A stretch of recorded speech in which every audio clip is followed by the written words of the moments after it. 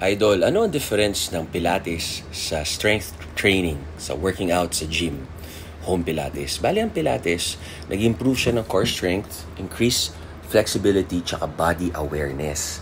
At the same time, reduced risk of injury.